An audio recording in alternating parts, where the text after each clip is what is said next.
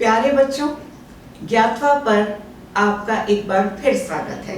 आज हम लेकर आए हैं आपके लिए जन्माष्टमी की कहानी। जैसा कि आप जानते हैं कि जन्माष्टमी का त्योहार पूरे भारतवर्ष में बड़े हर्ष और उल्लास के साथ धूमधाम से मनाया जाता है। लीलाधर श्री कृष्ण, उन्होंने अपने जीवन में कितनी लीलाएं की, और मैं ये कहना चाहूंगी कि उनका जन्म भी किसी लीला से कम नहीं है। कहानी कुछ इस प्रकार है। मथुरा के राजा थे उग्रसेन। उनका एक बेटा था जो बहुत ही निर्दयी था। उसका नाम था कंस। कंस की एक बहन थी देवकी। वो अपनी बहन से बहुत प्यार करते थे। उन्होंने अपनी बहन देवकी का विवाह वसुदेव से कराया, बहुत धूमधाम से कराया। वसुदेव और देवकी को रथ पर बिठाकर उनके ससुराल छोड़ने जा रहे थे। रास्ते में आकाशवाणी हुई, हे कंस, जिस बहन से तू इतना स्नेह करता है उसी की 8वीं संतान तेरी मौत का कारण बनेगी। जब कंस ने ये आकाशवाणी सुनी तो वह दंग रह गया। उसी वक्त उसके मन में विचार आया कि वह वसुदेव की हत्या कर दे। लेकिन तभी देवकी ने प्रार्थना की कि भैया, तुम वसुदेव को मत मारो, उसकी हत्या मत करो।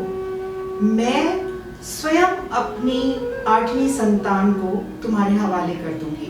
कंस ने अपना रथ वापस मथुरा की तरफ मोड़ लिया और दोनों को कारावास में बंद कर दिया। अब एक एक करके उनकी 6 संतानें पैदा हुई।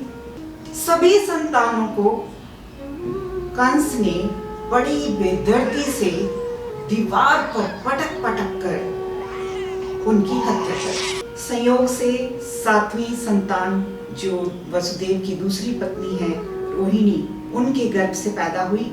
उसकी भी एक अलग कहानी है। तो रोहिणी के गर्भ से बलराम पैदा हुए। अब बारी थी 8वीं संतान की। एक दिन रात को वसुदेव और देवकी के स्वप्न में श्री हरि विष्णु स्वयं आए और उन्होंने कहा कि मैं ही आपकी 8वीं संतान के रूप में जन्म लेने वाला हूं। और उन्होंने अपने बचाव की सारी युक्ति वसुदेव को बताई और यही हुआ।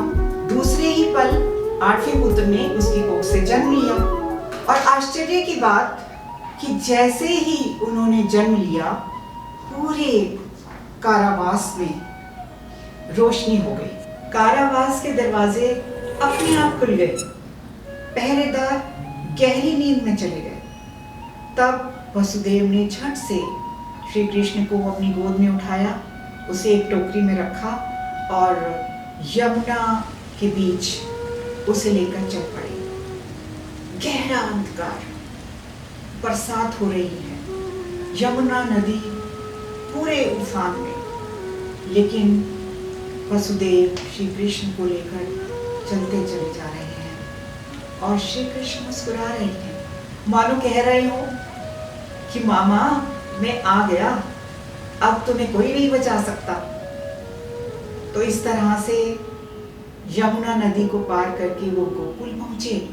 वहां नंद बाबा के घर यशोदा माँ के पास उन्होंने योग माया को सोए हुए देखा।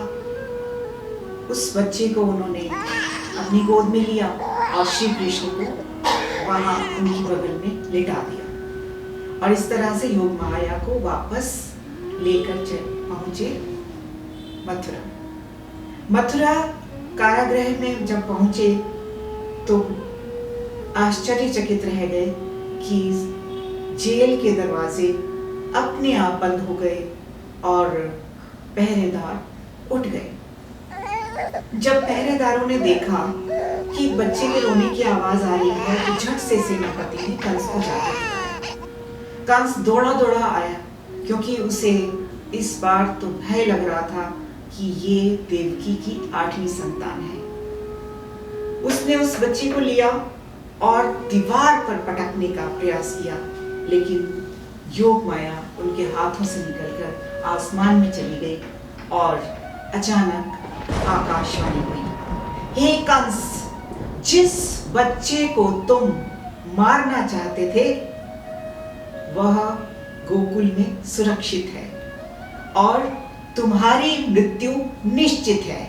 यह सुनकर कंस कांपने लगा और उसके बाद उसने गोकुल में श्री कृष्ण को ढूंढने का भरसक प्रयत्न किया, करवाने की पूरी कोशिशें की, लेकिन अंत में श्री कृष्ण ने कंस का वध किया। तो हम देखते हैं कि श्री कृष्ण का जन्म ही संघर्ष से शुरू हुआ और जीवन भर वो संघर्ष करते रहे और हमें यही सीख देकर गए कि संघर्षों से कभी मनुष्य को हार नहीं माननी चाहिए और हंसते हंसते उल्लास के साथ अपना जीवन जीना चाहिए। तो कैसी लगी आपको ये कहानी? अगली बार फिर मिलेंगे हम एक नई कहानी के साथ।